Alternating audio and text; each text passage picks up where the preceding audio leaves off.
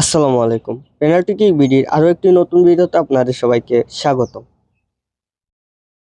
Australia এক সপ্তাহের বেশি সময় ধরে ঘাম ঝরাচ্ছেন বাংলাদেশ নারী ফুটবল দল।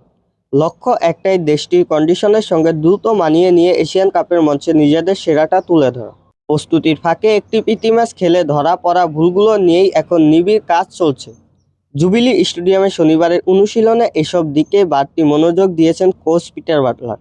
মাঠের লড়াই শুরু হতে আর খুব বেশি সময় নেই। মঙ্গলবার চীনের বিপক্ষে ম্যাচ দিয়েই ওমেন্স এশিয়ান কাপের গ্রুপ পর্বে যাত্রা শুরু করবে বাংলাদেশ। এশিয়ান নারী ফুটবলের সর্বোচ্চ আসরে প্রথমবার খেলতে নামার রোমাঞ্চ স্পষ্ট খেলোয়াড়দের মধ্যে। অনুশীলন শেষে দলের প্রতিনিধি হয়ে গণমাধ্যমের সঙ্গে কথা বলেন সুরভি আকন্দ প্রীতি। তার কণ্ঠে ছিল আত্মবিশ্বাস আর প্রত্যাশার মিছিল।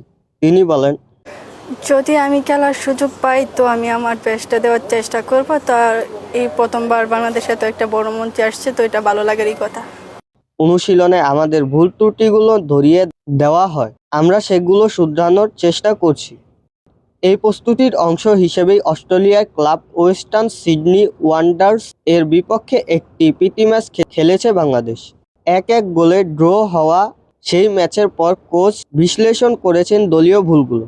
প্রীতি বলেন, ওই ম্যাচে হাড্ডাহাড্ডি লড়াই হয়েছে, আমরা ভালো করছি, ওরা তো স্ট্রং।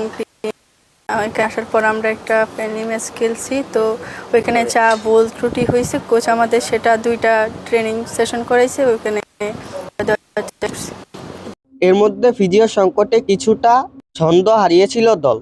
নিয়মিত ফিজিও লাইজু ইয়াসমিন লিপা ব্যক্তিগত কারণে দায়িত্ব ছাড়লে ভার পড়ে জাকিয়া রহমানের ওপর, কিন্তু তিনিও অ্যাপেন্ডিসাইটিসে আক্রান্ত হওয়ায় অস্ট্রেলিয়া সফরে আসতে পারেননি। ফিজিও ছাড়াই প্রস্তুতি চালানোয় পরিস্থিতি জটিল হয়, যা নিয়ে বাংলাদেশ ফুটবল ফেডারেশনের সভাপতি তাবিথ আউয়াল প্রকাশ্যে অসন্তোষ জানান। পরে অস্ট্রেলিয়ার স্থানীয় ফিজিও ইসনাত জামকনকে যুক্ত করে সেই শূন্যতা পূরণ করা হয়। নতুন ফিজিওর সঙ্গে কাজ করতে কোনো সমস্যা হচ্ছে না বলেই জানান প্রীতি। না, মানায় নেওয়ার মতো কঠোর কিছু নেই। এখানে হচ্ছে আমাদের ফিজিও তো রেডি ছিল, তো উনি অসুস্থ হয়ে গেছে একটু, তো ওনার সার্জারি হয়েছে, তো সেজন্যই আসতে পারে নাই। তো এখানকার ফিজিও আলহামদুলিল্লাহ ভালো, সবাই মানে নিতে পারতেছি। সব মিলিয়ে ইতিহাস গড়ার অপেক্ষায় থাকা বাংলাদেশের মেয়েরা এখন প্রস্তুতির শেষ ধাপে। অনুশীলনের ভুলগুলো শুধরে মাঠের লড়াইয়ে তার প্রতিফলন ঘটাতেই মরিয়া দল।